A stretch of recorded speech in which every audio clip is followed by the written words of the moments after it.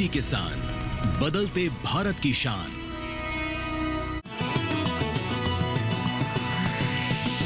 DD किसान, बदलते भारत की शान। कुछ बात है कि हस्ती मिटती नहीं हमारी, सदियों रहा है दुश्मन दौरे जहां हमारा, सारे जहां से अच्छा हिंदुस्तान हमारा।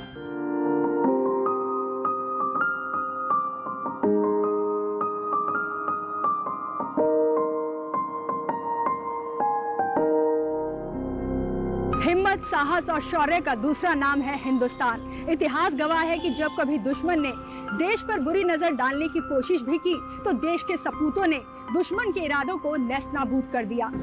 देश को अंग्रेजों की गुलामी से आजाद कराने की बात हो या फिर 1971 में हुए युद्ध की, या फिर बात करें 1999 के करगिल युद्ध की, दुनिया के जहन में देश के वीरों के शौर्य और पराक्रम की ताबीर आज भी जिंदा है, जिन्होंने दुश्मन के छक्के छुड़ा दिए। नमस्कार, आप सभी का स्वागत है हमारे इस खास कार्यक्रम में जिसका नाम है याद करो कुर्बानी। अपने इस खास कार्यक्रम के जरिए आज हम देश के उन सभी शहीदों को नमन करते हैं जिन्होंने देश की रक्षा में अपने प्राणों का बलिदान दिया। At the stroke of the midnight hour, when the world sleeps, India will awake to life and freedom. आधी रात के समय पंडित जवाहरलाल नेहरू के इस भाषण के बाद भारत की अगली सुबह एक आजाद सुबह बनकर आई, जिसने हर भारतवासी को अंग्रेजों की गुलामी से आजाद कर दिया। ये सुबह थी 15 अगस्त 1947 की। इस दिन पूरी तरह से भारत में ब्रिटिश साम्राज्य का अंत हो गया। On this historic day, when India takes her place as a free and independent dominion in the British Commonwealth of Nations, I send you all my greetings and heartfelt wishes. हवा में लहराते तिरंगे के साथ उस दिन पूरा आसमान भी इंद्रधनुष के सतरंगी रंगों से सज उठा था। ये आजादी भारत को यूं ही नहीं मिली। अंग्रेजों की प्रताड़ना के आगे घुटने नहीं टेकने वाले वीरों के साहस और हिम्मत के चलते ही अंग्रेजों को देश से खदेड़ने का काम किया गया। आजादी के लिए 1857 में मंगल पांडे के नेतृत्व में एक विद्रोह हुआ, जिसने पूरे देश के अंदर अंग्रेजों के खिलाफ एक आक्रोश पैदा कर दिया। हिंदुस्तान के अंदर अंग्रेजों के अत्याचार इस कदर बढ़ चुके थे, सामाजिक हो या राजनीतिक हो, हर दृष्टि से लोग त्राही त्राही कर रहे थे। ये विद्रोह भले असफल रहा हो, लेकिन आजादी में इसका महत्वपूर्ण योगदान रहा, जिसने पूरे देश को एकजुट करने का काम किया। गांव का एक चौकीदार कमल के फूल की एक पंखुड़ी को लेकर दूसरे गांव में जाएगा, दूसरा तीसरे में जाएगा और कहेगा एक ही बात, 10 मई 10 मई। ऐसे ही एक छावनी का एक सिपाही रुमाली रोटी के एक टुकड़े को दूसरी छावनी में देगा और कहेगा 10 मई 10 मई। यानी कि 10 मई को पूरे हिंदुस्तान में अंग्रेजों के खिलाफ बगावत होनी थी। देश के नौजवानों ने एकजुट होकर आजादी के मिशन को अमली जामा पहनाना शुरू किया और अंग्रेजों के गलत फैसलों और उनके जुल्मों सितम के खिलाफ आवाज उठानी शुरू कर दी। आजादी की इस लड़ाई में शहीद भगत सिंह, राजगुरु, सुखदेव, बटुकेश्वर दत्त, चंद्रशेखर आजाद जैसे नौजवानों के साहस और शौर्य ने अंग्रेजों के पैर उखाड़ने का काम किया। तो वहीं सरदार वल्लभ भाई पटेल, लाला लाजपत राय और महात्मा गांधी जी के नेतृत्व में हुए आंदोलनों के चलते अंग्रेजों को भारत छोड़ने पर मजबूर होना पड़ा। एक लंबे संघर्ष, शौर्य, साहस, हिम्मत और हमारे वीर स्वतंत्रता सेनानियों के प्राणों के बलिदान के चलते 15 अगस्त 1947 के दिन हमें एक आजाद देश होने का गौरव प्राप्त हुआ।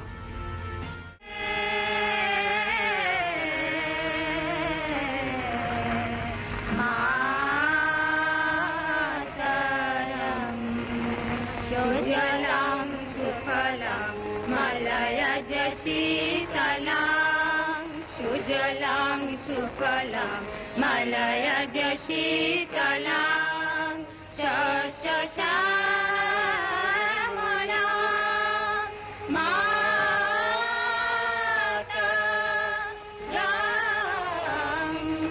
वन्दे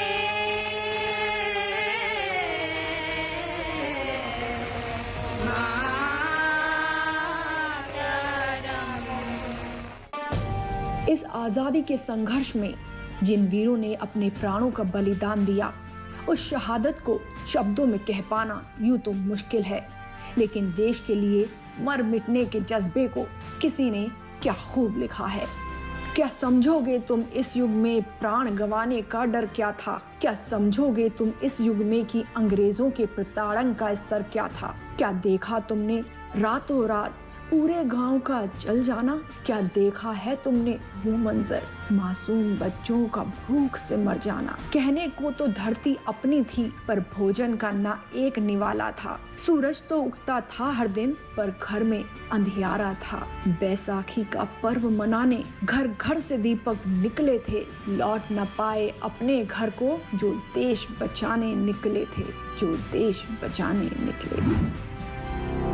भारत की भूमि पर दुश्मन ने न जाने कितनी ही बार आक्रमण किए, लेकिन हर बार दुश्मन को मुंह की खानी पड़ी, क्योंकि हमारे रणकुबेरों के शौर्य और पराक्रम के सामने हर बार ही शत्रु को घुटने टेकने पड़े।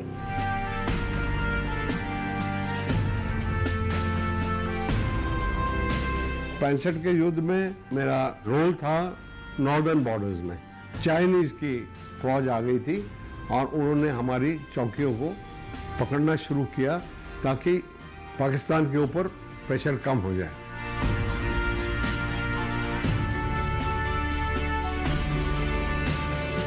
'71 में मैं बांग्लादेश में था, जहाँ पे मैंने बहुत भयानक और चीजें देखी कि एक इंसान दूसरे इंसान के ऊपर कितना कहर ढा सकता है।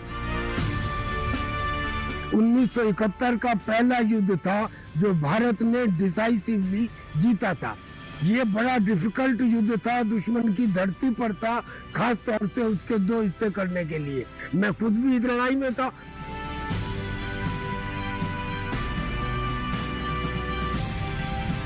मुझे काम मिला था एक टेम्परेरी एंटी टैंक क्रॉसिंग बनाने का। क्रॉसिंग बनाने के बाद मेरे सिपाही जो दुश्मन के गांव में फंस गए थे, मैं बगैर किसी ऑर्डर के वहां गया, उन्हें निकाल के लाया। सबको गोली लगी हुई थी। उनके डाइंग स्टेटमेंट मेरे लिए साइटेशन बना और मुझे वीर चक्र मिला।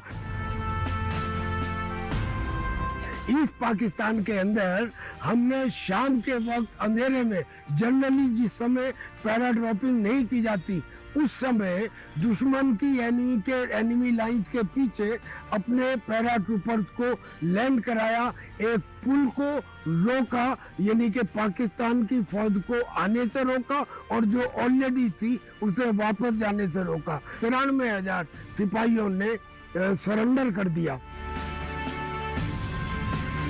इस लड़ाई के दौरान हर सिपाही ने शौर्य का वो प्रदर्शन किया जिसका कोई समानांतर नहीं है।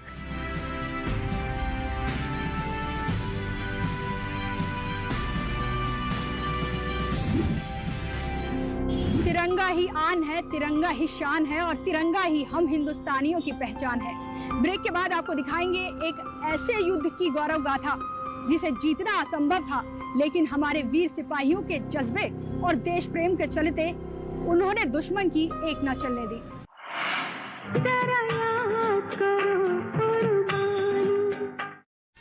योगिता जी, आपने जो बच्चों के लिए गिफ्ट दिए थे, उनमें से तो ये उत्पाद निकले।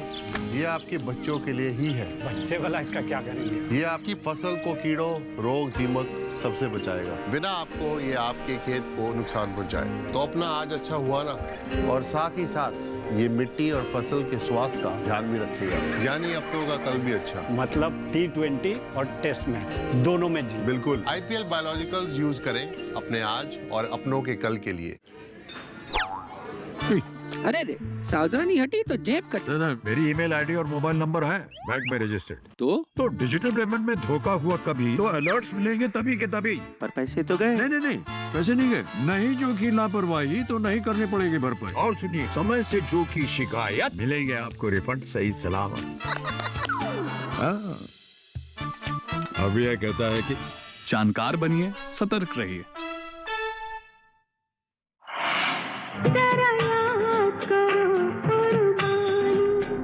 दुश्मन को जब मौका मिला उसने हमारे देश पर तब घात लगाई, लेकिन हर बार हमारे शूरवीरों ने दुश्मन की नापाक कोशिशों को नाकामयाब कर दिया।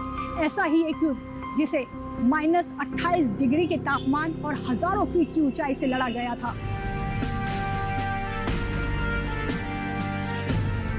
भारतीय सेना ने जो अपना सबसे कठिन युद्ध लड़ा आज तक भारतीय इतिहास में, वो कारगिल का युद्ध था और जिसका नाम हमने दिया है ऑपरेशन विजय।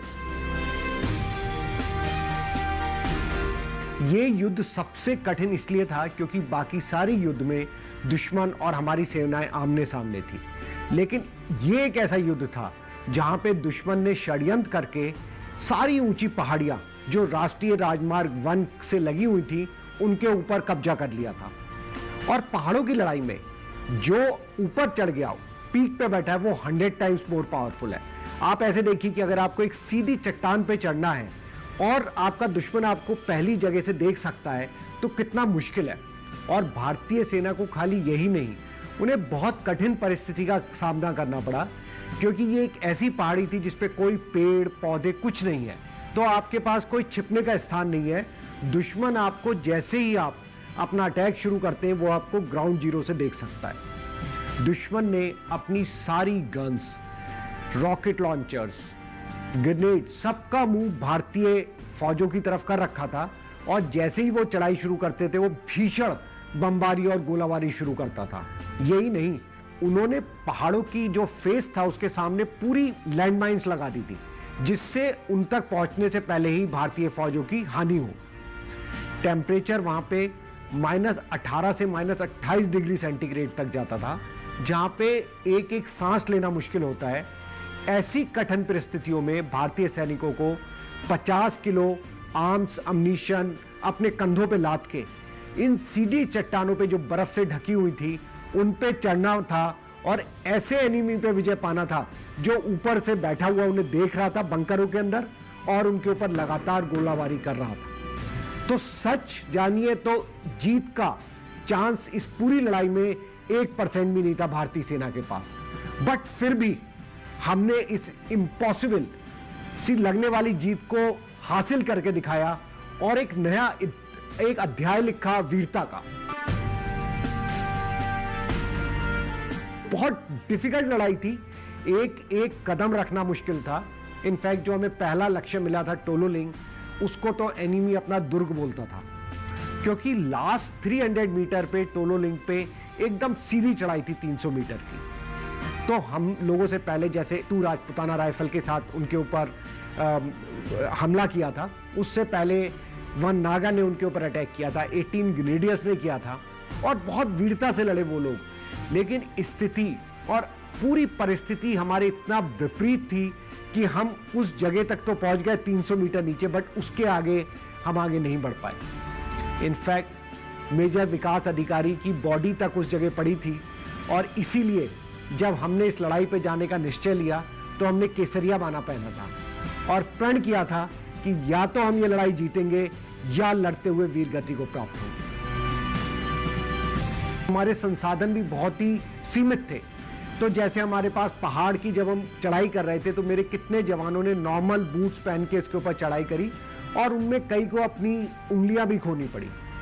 हमारे पास बेसिक नाइट बाइनोकुलर डिवाइस तक नहीं थे जो, और सारे अटैक रात में होते थे। हमारे पास गोला बारूद, हमारी तोपें उस सेक्टर में नहीं थी। ये तो आप छोड़िए, मैं एक बहुत बेसिक चीज बोलता हूं, जो खाना और पानी, वो सारा खाना और पानी उसी राष्ट्रीय राजमार्ग 1 से आ रहा था जहां पे दुश्मन लगातार गोलाबारी कर रहा था, तो खाना तक नहीं पहुंच पा रहा था, एक विंटर क्लोथिंग तक नहीं पहुंच पा रही थी। लेकिन ये केवल भारतीय फौजें थी जिन्होंने कोई भी लक्ष्य हो और कोई भी संसाधनों की कमी हो, किसी भी विपरीत स्थिति में हो, बट उनके लिए हमेशा सबसे पहले भारत माँ और देश आता है।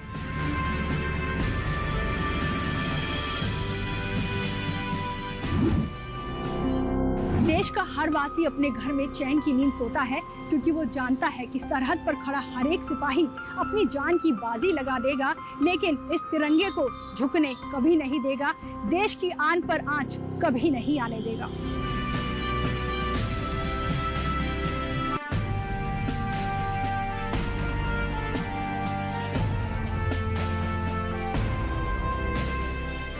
मैं एक फौजी अफसर हूँ और मैं समझता हूँ कि जो लड़ाई इन्होंने लड़ी वो एक उदाहरणीय लड़ाई थी।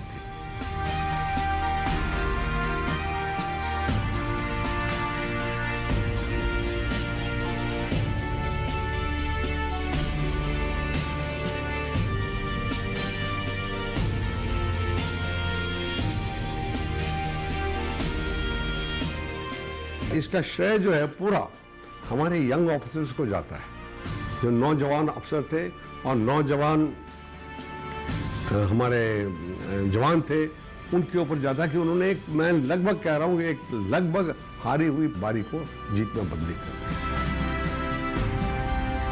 मेरे साथ कैप्टन विक्रम बत्रा थे और हमने जब टोलोलिंग पे विजय प्राप्त की थी, उन्हें उसके अगले लक्ष्य मिला था 0.5140 और हम 3 दिन साथ ही रहे थे। जब मैं उनसे बात कर रहा था और मैं उनको थोड़ा एनिमी के बारे में बता रहा था कि एनिमी किस तरह हमला करता है, किस तरह की उसकी टैक्टिक्स है, और जनरली एनिमी का एक तरीका था वार करने का कि वो सीधे ऊपर बैठा होता था, लेकिन अपने कुछ स्नाइपर्स को, जो शार्प शूटर होते थे, उनको साइड में भेज देता था। वो नीचे उतर के साइड में पत्थरों के पीछे छुपे रहते थे, और जब भारतीय फौजें आगे बढ़ रही होती थी तो उनका काम होता था उसमें लीडर्स को आइडेंटिफाई करना और उनके ऊपर अटैक करना, उनके ऊपर शूट लेना।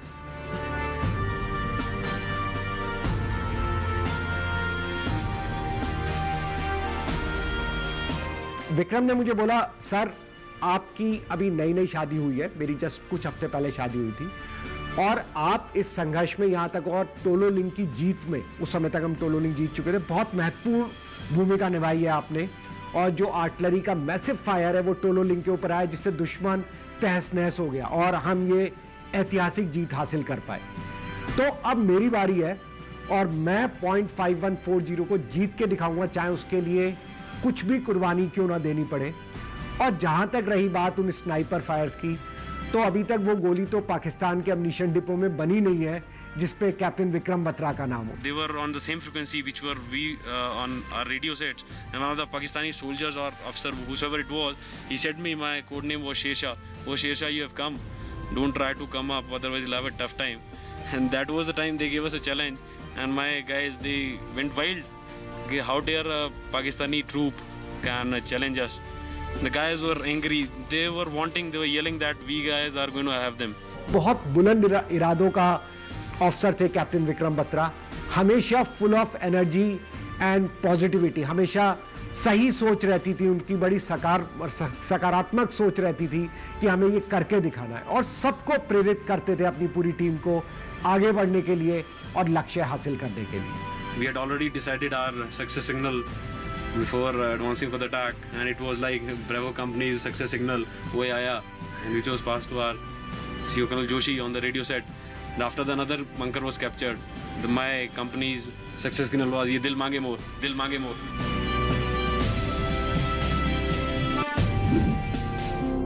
युद्ध के समय जहां सरहद पर हमारा सिपाही लड़ता है, वहीं दूसरी तरफ एक जंग उनके परिवार वाले भी लड़ते हैं। क्या होती है वो जंग, बताएंगे आपको इस छोटे से ब्रेक के बाद।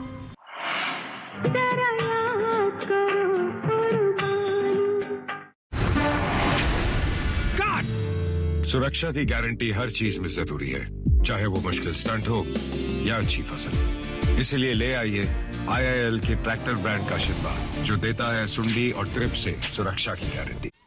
युविका जी, आपने जो बच्चों के लिए गिफ्ट दिए थे, उनमें से तो ये उत्पाद निकले। ये आपके बच्चों के लिए ही है। बच्चे वाला इसका क्या करेंगे? ये आपकी फसल को कीड़ों, रोग, दीमक सबसे बचाएगा, बिना आपको ये आपके खेत को नुकसान पहुंचाए। तो अपना आज अच्छा हुआ ना, और साथ ही साथ ये मिट्टी और फसल के स्वास्थ्य का ध्यान भी रखेगा, यानी अपनों का कल भी अच्छा। मतलब T20 और टेस्ट मैच दोनों में जी। बिल्कुल। IPL बायोलॉजिकल्स यूज करें अपने आज और अपनों के कल के लिए।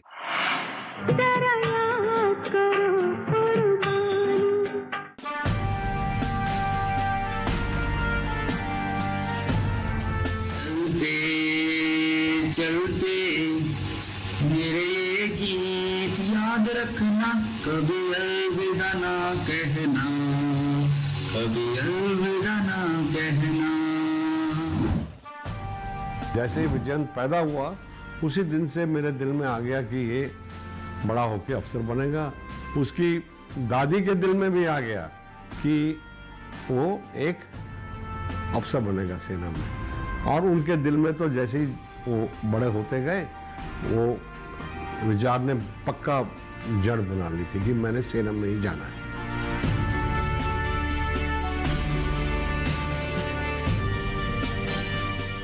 विजयंत थापर एक आर्मी फैमिली में पैदा हुआ था।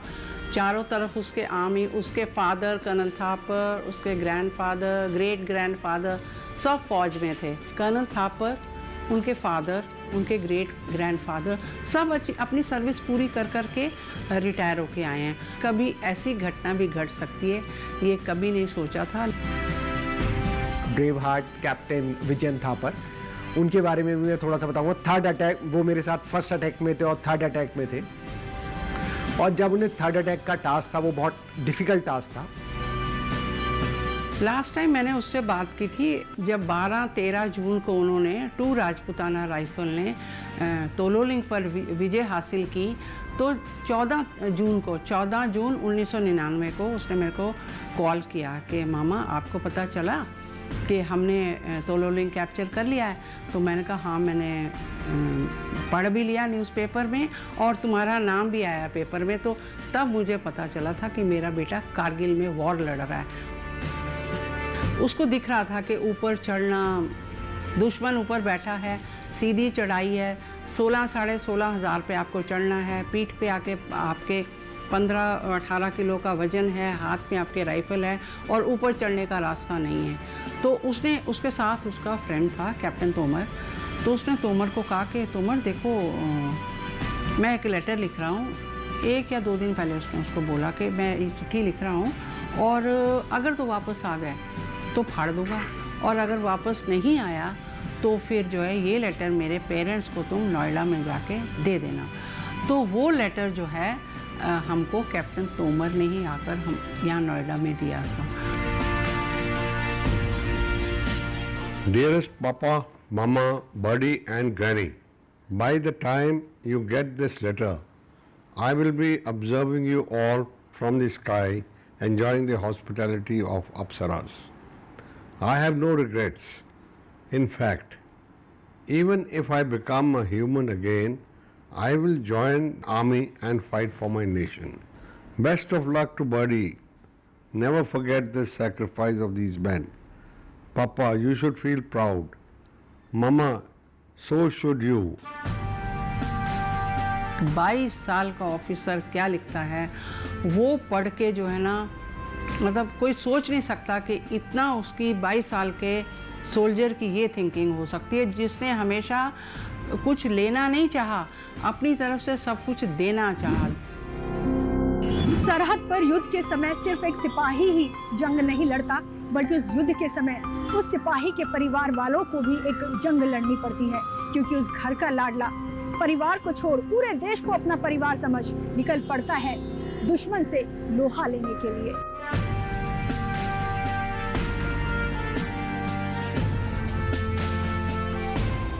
जब मेरा हस्बैंड कैप्टन अखिलेश सक्सेना कारगिल के युद्ध में मोर्चा ले रहे थे, तभी मेरी नई शादी हुई थी। 2 महीने बाद ही वो उन पहाड़ियों पर थे। मैं कैसे संभालूं अपने आप को, ये मुझे मालूम तक नहीं था।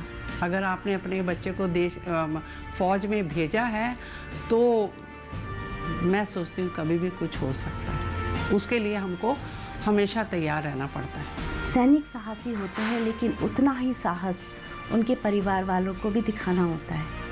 वो उस बॉर्डर पे दुश्मन से इसलिए मोर्चा ले लेते हैं क्योंकि हम फिल्टर की तरह यहाँ पर बीच में हैं।